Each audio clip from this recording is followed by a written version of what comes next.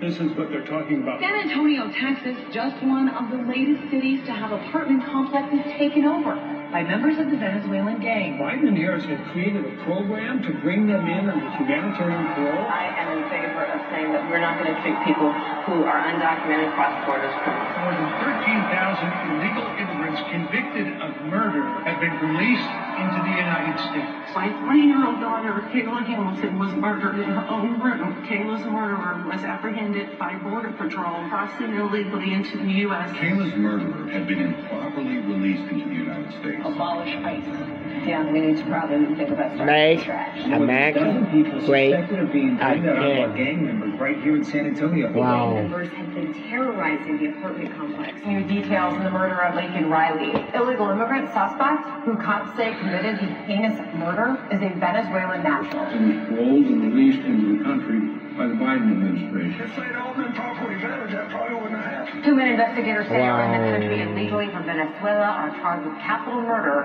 and the death of Jocelyn Nungaray. Martinez and Angel wrapped his arms around Jocelyn's neck, took off her pants, and climbed on top of her. Later strangled Jocelyn to death and then tied up her hands and feet. Court documents suggest a group of men arrested for beating and robbing a Dallas woman last month are members of a Venezuelan street gang. The men threatened to cut off her fingers if she did not cooperate. Manuel Hernandez was booked by Colyville police just 2 days earlier and released the day before the robbery. A Peruvian gang leader who is wanted for 23 murders, who was arrested by Border Patrol near Roanoke, Texas, then released into America.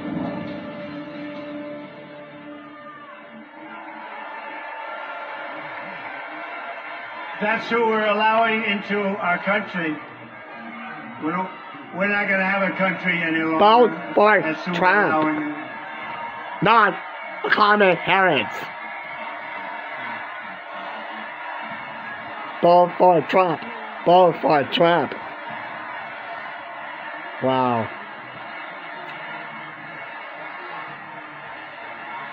The United States is now an occupied country, but it will soon be an occupied country no longer.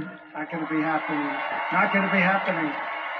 November 5th, 2024, 9 days from now, will be Liberation Day in America. It's going to be Liberation Day. On day one, I will launch the largest deportation program in American history to get the criminals out. I will rescue every city and town that has been invaded and conquered, and we will put these vicious and bloodthirsty criminals in jail. We're going to kick them the hell out of our country as fast as possible.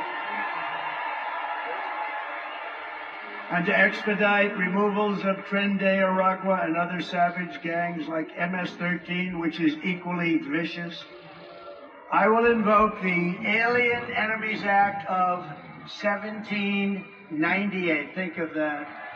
That's how far back. That's when they had law and order. They had some tough ones. Think of it, the Alien Enemies Act of 1798. You hear that, Mr. Speaker? Get ready. To target and dismantle every migrant criminal network operating on American soil. And there are lots of them. We don't have the same country anymore, you know that. And you know, when you look at the polls and they say about the economy and they have all these different things, the worst nightmare that we face is what they've done to us on our borders. We had the safest border in the world. In fact, there's a chart, which I hope they have, because I didn't tell them I wanted it, but there's a chart that I love very much because I wouldn't be here without it. Yeah, Trump. I'm in love with it. I love That's why I vote Even if it had for bad you. numbers, I would have loved that Trump. chart, but it doesn't. It has great numbers. And if you Donald look at the arrow J. on the bottom, Trump. you see that was the day I left office. That was the lowest illegal immigration that we've ever had in recorded history, the recorded history of our country. And then look at it. It was like an Elon Musk rocket ship. Look at what happens. Look at what happened Wow. after that. And if they come back into our country, it's an automatic 10 years in jail with no possibility of parole. And Yeah. I'm hereby calling for the death penalty for any migrant that kills an American citizen or a law enforcement officer. Yes. Yeah.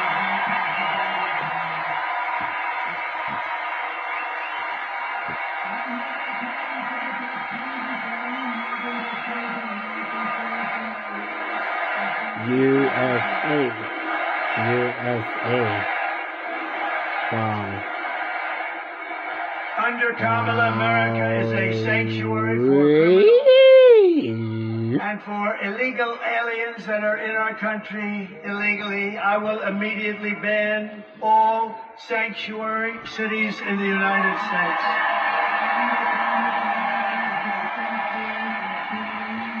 Kamala's gross incompetence disqualifies her from being President of the United States of America. She is grossly incompetent. All you have to do is look at her interviews, look at what she did the other night on fake news CNN. Just take a look.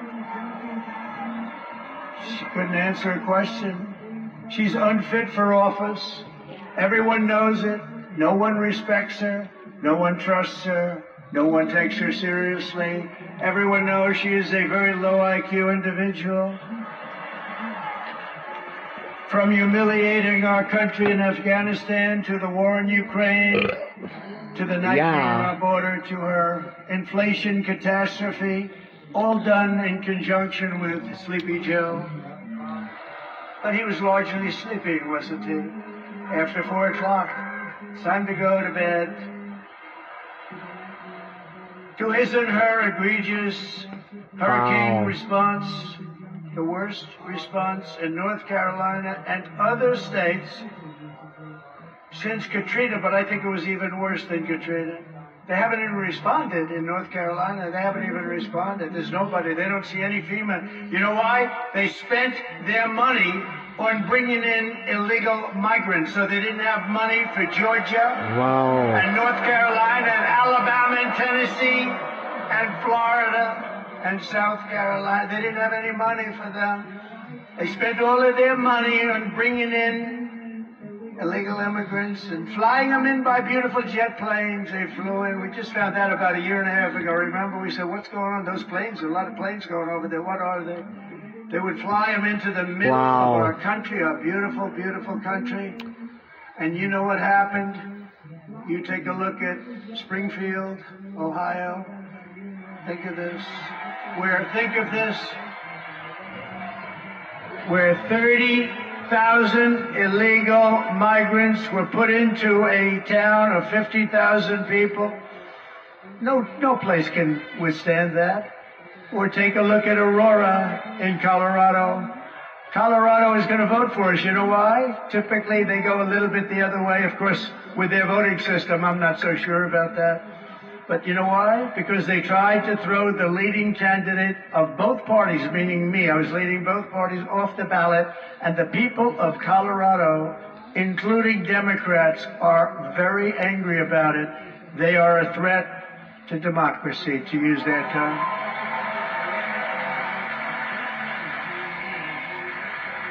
Isn't it nice to have somebody that's your president that doesn't need a teleprompter? We haven't been on teleprompter for a long time. I haven't been on this teleprompter. No, it is nice. You saw the other day where Kamala got a little stuck on the teleprompter, went a little bad, it stopped on her. You have to be, you know, if you're a politician, you have to be able to handle that. Remember? You have to do the weave, he says. You got to do more than the weave. But it happens a lot as a politician. It happens. I mean, we have so many politicians here, great ones. Really great, because some are not so good, but great ones.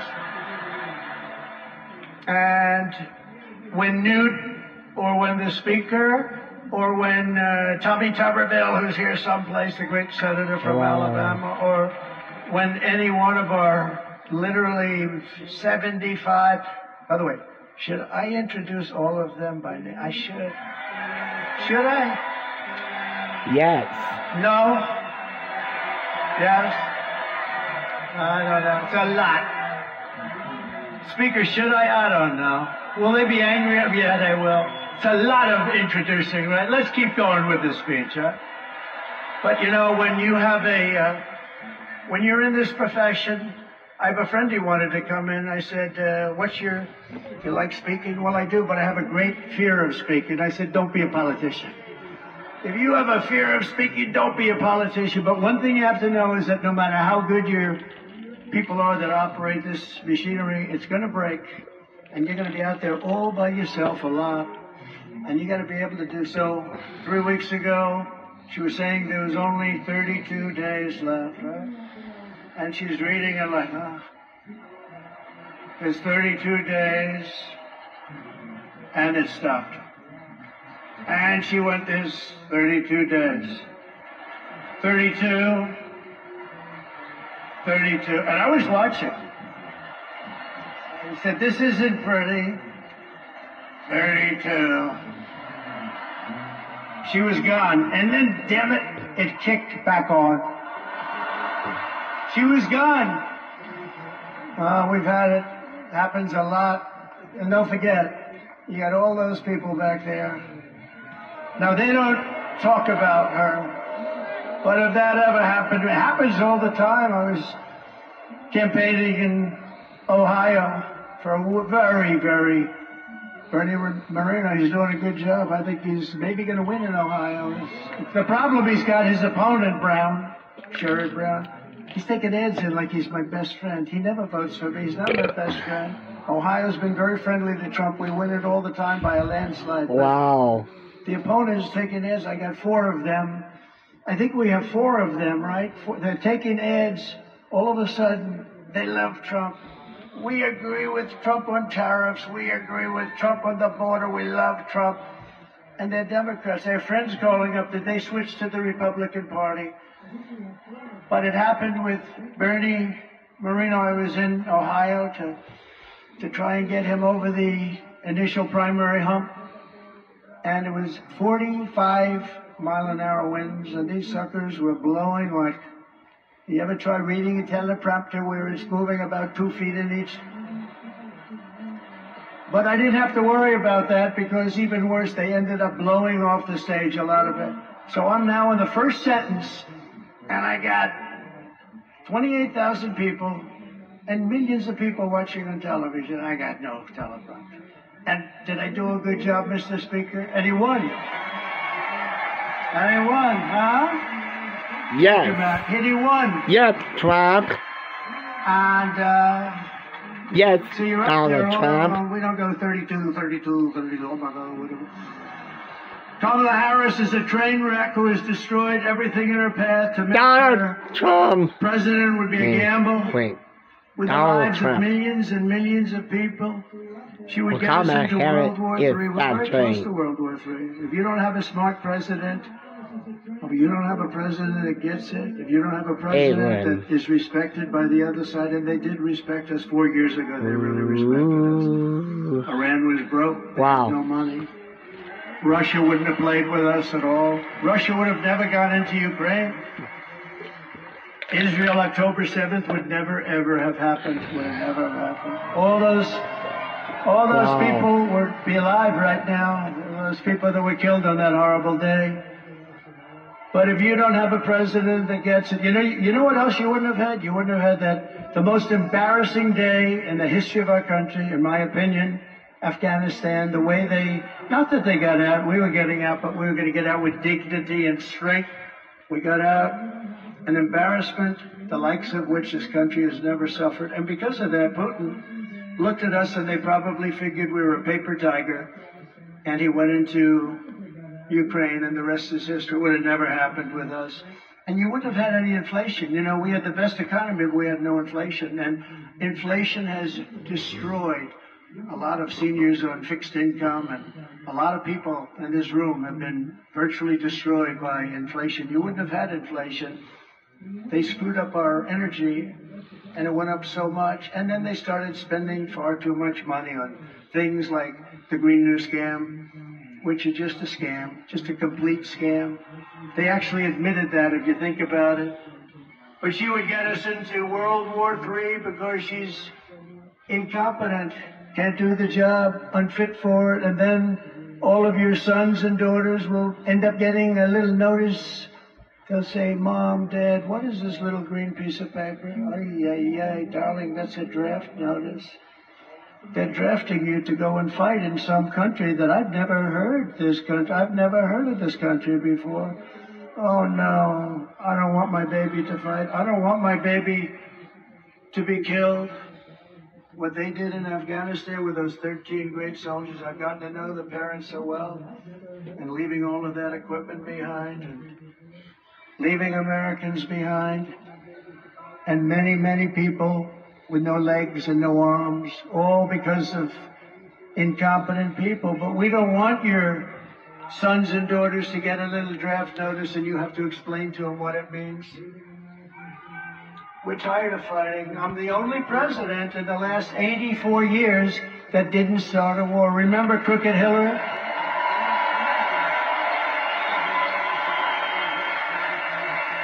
Remember Crooked Hillary Clinton? Crooked Hillary, oh, she was a beauty. During one of our many debates. Wow. She said, look at him, listen to him. He's going to start a war. Listen to his rhetoric. He's going to start a war. I said, no, no, no. My rhetoric is going to keep us out of wars. And that's what happened. 82 years.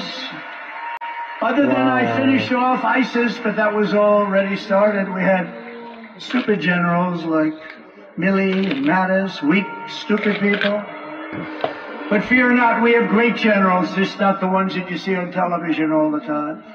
And we wiped them out very quickly. It was going to take 5 years. Mattis said it would take 5 years, and I'm not sure we could do it. It took us like 4 weeks. We have great generals. We have the greatest military in the world. Just a lot of people don't know that. And everybody knows it, but, you know, I saw the other